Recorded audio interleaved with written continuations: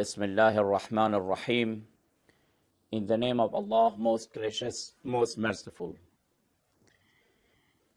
After some programs explaining about the issue of Ahlul Bayt and talking about some verses and traditions which were explaining this term, and finally we said that what does this term mean, and to whom and to which people does this term apply?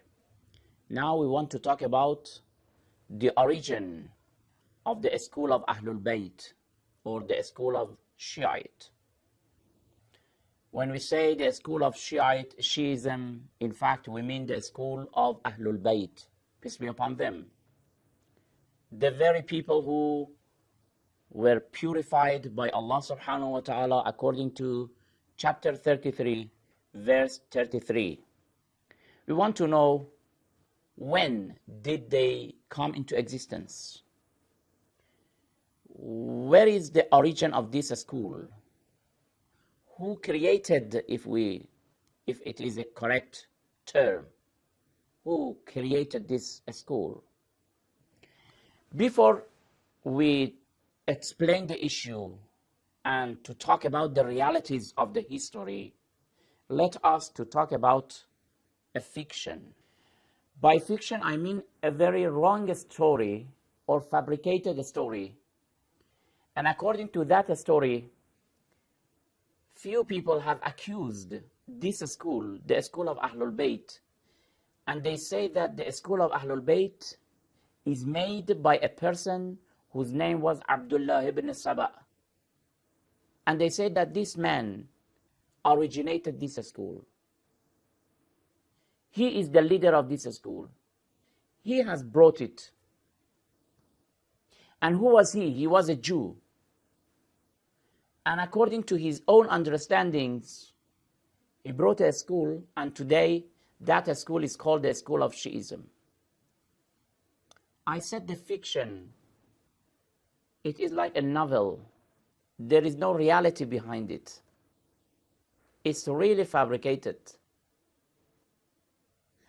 According to many scholars who do not have any bigotry, who are not pre-convinced, and they are fair, they have confessed.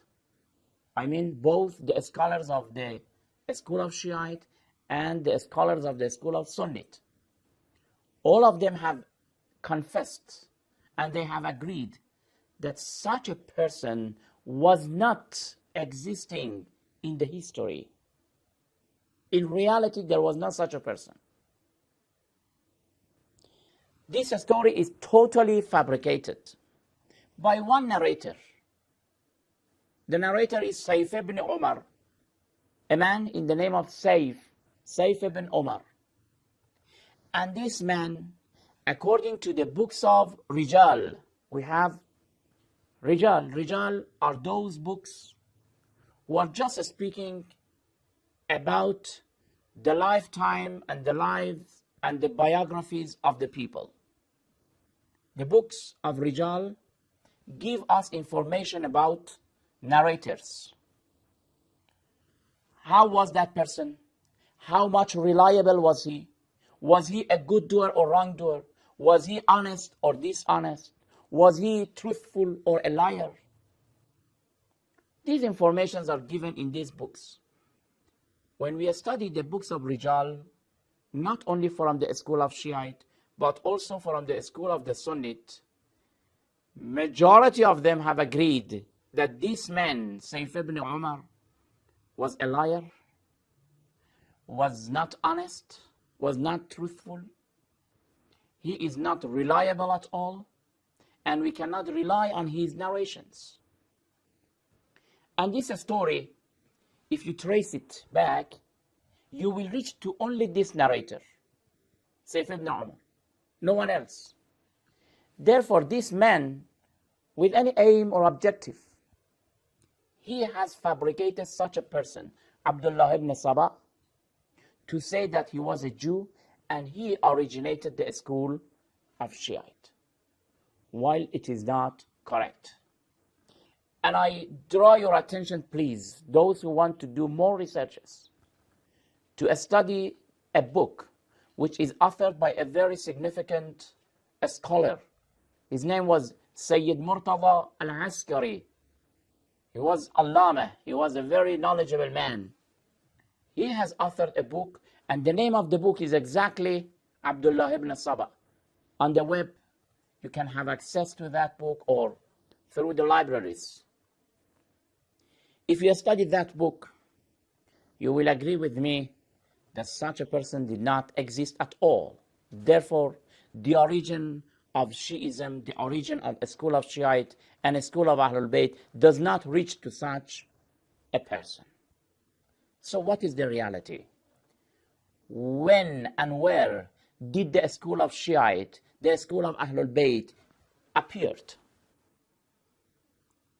This program, because of the time, does not limit me, does not allow me to talk about the details. Of course, the details will be discussed in next program, but I want to brief it. To verify, I want to say that the school of Ahlul Bayt came into existence in the very lifetime of the Holy Prophet of Islam. The origin of Shiism, the origin of the Shiite, goes back to the lifetime of the Holy Prophet of Islam. And Prophet Muhammad sallallahu alaihi wasallam was the originator of this school. That school is not as any other school. It is a school of Islam. A school of Ahlul Bayt is the school that they believe we must follow the teachings of the Holy Quran and the Sunnah of the Holy Prophet of Islam and the successors of the Holy Prophet of Islam. Prophet Muhammad, he himself, has used the word Ash-Shia. He himself, we will talk about it inshallah in next program, that I will give you some traditions. According to these very authentic traditions, Prophet Muhammad sallallahu alaihi wasallam in his lifetime, he declared that in fact those people who are really following Prophet Muhammad and also his successors, they are called Ash-Shia, or the followers of the Holy Prophet of Islam and the followers of the Holy Quran and the school of Ahlul Bayt. We will continue inshallah in next program. Until then, thank you very much. Wassalamu alaikum wa rahmatullahi wa barakatuh.